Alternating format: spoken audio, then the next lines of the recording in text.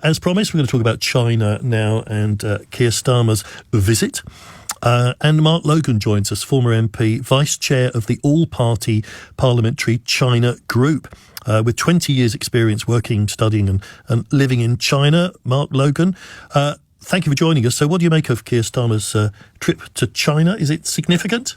That's absolutely significant, Clive, and I think you have to put it in the context that the relationship between the UK and China is indeed a very historic relationship, going back, diplomatically speaking, in and around 250 years, and there's been many high points. There's also been many low points. I think, indeed, the last 5 to 10 years has definitely been one of the lowest ebbs when it comes to the relationship between the UK and China. So Keir Starmer going out there, bringing the delegation, 60 businesses, organisations, other ministers, is historic in the sense that it's bringing stability to a relationship. And indeed, from a UK perspective, it's making sure that we're in the conversation, we're in the tent when it comes to being able to deal with what is the only other superpower in the world aside from the United States.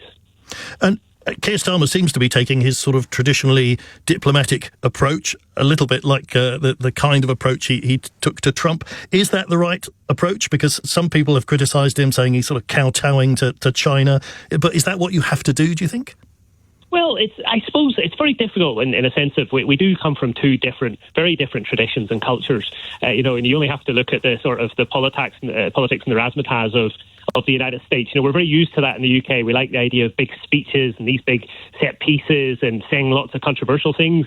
I mean, on the Chinese side, when you watch the meetings, for example, even the president himself will oftentimes refer back to notes. You'll see him looking down from time to time because there is more of a sort of belief that, these things have been through lots of different levels, lots of different people feeding in, and you want to make sure that you get things as right as possible. And it's funny, in the sense that the president, he did use a Chinese idiom today. It's a bit like the one, Deng Gao Wang Yuan, which basically means, don't be looking or navel-gazing at those things that are just happening on a day-to-day basis, but actually think long-term of what this relationship, what our political diplomatic partnership can actually mean. And that does reflect, Clive, very much so, the differences in our sort of political and cultural traditions. I think sometimes as a criticism of our own system is that those in politics, as I once was, it's very, very difficult because you're just responding to the latest tweet. You're trying to govern from day to day. In the Chinese system, they don't have that same pressure that's happening day to day, and they are able to plan in the longer term. Yeah, well, in the very long term, you get the impression that they don't have to worry about being turfed out every 4 or 5 years. They've got a plan that seems to have been stretching out. I mean, China is so different just over the course of our lifetime. It's transformed, hasn't it? It has, and that's, looking back, this is the thing I always said, I think he's maybe misquoted on this, but someone has said before that, Tony Blair said you should really listen to what a Chinese leader says in their speeches because they'll actually end up doing this stuff. And he was taking a bit of a dig at our own side at that point because I think, we make fantastic speeches in the West. I was stood in, the Houses of Commons and Parliament, and, people, sometimes they sound Churchillian or they sound Shakespearean, but it's the delivery has been the real issue with us and being able to sustain something over the longer term. And when you look at 10 years ago, when people scoffed at, for example, the Made in China strategy that they set out, to be able to really compete and master lots of different industries. And for the most part, they've fulfilled all of those targets that they set. And again, I think this is interesting, Clive. I've been saying this to them blue in the face, like where everyone's getting excited last week about Mark Carney's speech at Davos. I mean, President Xi Jinping has been saying that for a decade.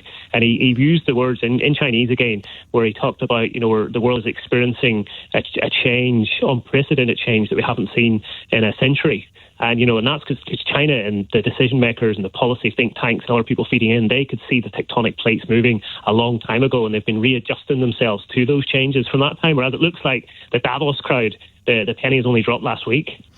And those huge changes, as you say, they used to be, having something made in China with that label was a bit of a joke. And now we look around and virtually everything seems to be made in China, the Chinese products everywhere. Do you think, though, that the West has made a mistake in actually playing an active part in enabling that? And because, especially with tech, we've sort of handed it over and now China are almost leading the way.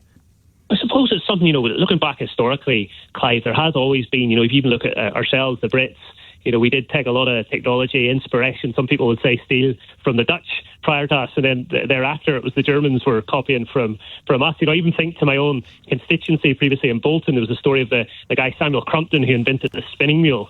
and how during the late 18th century people used to come from far and wide trying to look in through his living room window at the time to see what this contraption is and seeing if they could actually map it out themselves. So this is something that's reoccurring throughout history. Now, obviously, we live in a day and age where there's intellectual property protections and people really do try to protect these things as much as possible. But I suppose the era that we're in and the era that we're going into, going back to exactly what you said, is that in the 1980s, China could barely manufacture a ballpoint pen. It didn't have that ability. And if you fast forward to 2020, 2021, even though there were lots of sort of, again, scoffing at maybe Chinese vaccines because they weren't as good as AstraZeneca, but gosh, they came close. And that's in a very short period of time. They've been able to go from not being able to design or create something very simple to being able to produce on life sciences. So I think when you look at 5 years, 10 years, 20 years down the line, I'm completely convinced that China will lead in many different industries, and indeed it will provide lots of answers to many of the problems that we're facing. And so Starmer is doing the right thing by going to China, because it will become a time whenever maybe the United States, along with China, will be the countries that are providing the latest cutting-edge, remedies for cancer, looking at AI, robotics, the adaptation of technology in everyday life. But is it something that we in Britain, in the West, should fear? Because China's just going to get bigger and bigger and more dominant, I would have thought. And they're interested in the greatness of China. They don't really care about Britain, do they? Should we not be concerned? I think it's less concerned, but I granted what you said in terms of how much does China care about or think about the UK, and I would say, unfortunately, and this hurts many people's egos in politics here in the UK, but I don't think on most days that the UK features as a top 10 country for China. Maybe when you bring Hong Kong into the equation, the odd time certain issues, then it does go up the rankings a bit. But there's many other countries, including the United States, those on its borders, even Australia, where it has more important commercial or diplomatic ties or geopolitical things that they have to consider, Clive. So, I mean, it's less about the fear thing and the more, the thing is in Chinese tradition, until this point in China's development, the fact that it's got to the size it has without, for the most part, firing a bullet is pretty amazing in and of itself. When you consider the United States' role in the world over the last 70, 80 years, which was, relatively more benign than ours as a superpower whenever we were controlling a quarter of the world's surface. So it's incredible it's got to this point. I mean, I think the last war that it was properly actively involved in was the Vietnam War, and you're talking, over 40 years ago. So I oftentimes would say to the Chinese, Clive, when I meet those from politics and senior civil servants, I said that you can actually hold the moral ground. The longer this goes on and you haven't done something massively military speaking, where others are sort of poking you in the eye and saying that you're on the verge of doing these things, the longer that doesn't happen, I think it shows that they're doing geopolitics in a slightly different way. And do you think then that embracing and reaching out is a better approach than suspicion? Because a lot of people are worried about China. We've heard all of the security issues, the worries about spying and so on. Do you think that ultimately we got no choice anyway? We just have to reach out and cooperate? I think we do have to reach out. We do have to work with China. I mean, the government, right, the Labour government, previously the Conservatives have had a similar approach in terms of what they've said in those strategic documents, about collaborating and challenging and cooperating, whatever else, the 3 Cs. I think there's a third one there I haven't got. But the thing is that I do believe, all of my experience over such a long time, 20 years and 12, 13 years actually living, working, studying in China, Clive. Even last week, got back from Shanghai and had at least 2 or 3 very long conversations with taxi drivers on different sides of Shanghai. And the thing that sticks right to this day, and this is the thing that saddens me actually with the debate in the UK, is how much affection and how much respect nearly every single Chinese person you'll come into contact has for the United Kingdom. Like, genuinely, there are very few countries or cultures which they revere more than our own. I mean, you look at their textbooks that children read, the stories that they go through, oftentimes when they're looking at famous people in history, 20-30% of the books are British inventors or British, poets.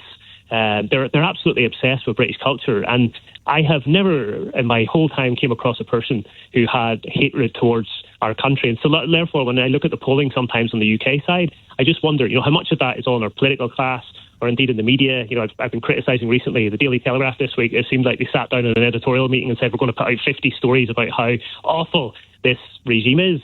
But that sentiment, it really is not shared in China. And I do not believe, to this day at least, that China has tried to paint us as an enemy or is driving at us being an enemy. But the thing I worry about is that if we keep going on, and like I oftentimes say the Chinese gossip, if half the Chinese knew the stuff that was being reported in the newspapers this side, and or the comments that were being made, maybe it would change their perspective on the UK, because as things stand, it's a very positive reputation that we have in that country. Mark, thank you very much. That's Mark Logan, former MP and Vice Chair of the All-Party Parliamentary China Group.